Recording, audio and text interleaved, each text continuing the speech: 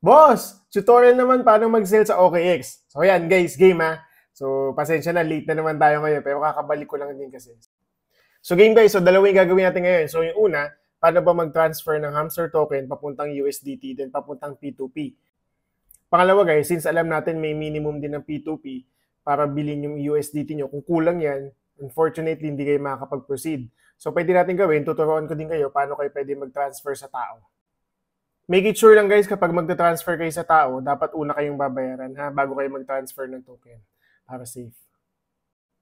So game, click asset. Make it sure dapat guys naka-reflect na yung Hamster token nyo ha. Ayan. Then since guys nasa funding yan, usually doon talaga dumadating yan, ang gagawin mo lang, click nyo itong transfer. Ayan, so pag nandyan na, i-max nyo lang yan, then click nyo lang yung nasa baba. So guys, dahil nasa trading na siya, pwede na po natin siya ilipat into USDT. So punta kayo ng trade, dito sa gitna, click nyo lang yan. Then sa search bar, hanapin nyo po yung Hamster Combat. So paglabas guys ni Hamster Combat, ito yung lalabas. So usually, itong order, naka-limit order yan. So ang gawin nyo guys, palitan nyo ng market order, then i-max nyo po ito.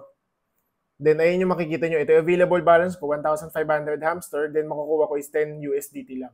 So click sell. So yun guys, so naibenta nyo na yung Hamster tokens nyo into USDT. Ang gagawin naman natin ngayon, P2P naman. Guys, balik kayo na homepage, then click nyo itong P2P trading. After yan guys, make sure na dapat sell ang kiklik nyo ha, kasi hindi naman kayo bibili. So magbibenta kayo ng USDT. Then from there, hanapin nyo po dito yung may minimum. For example, ito nakikita nyo, 5,000 ang order limit niya. So kung 10 USDT lang yun, 500 lang yun, so hindi siya papasok. Hahanap lang po kayo dito. Then usually guys, ito magiging mode of payment yan. Bank transfer, GCash, PayMaya, etc. etc.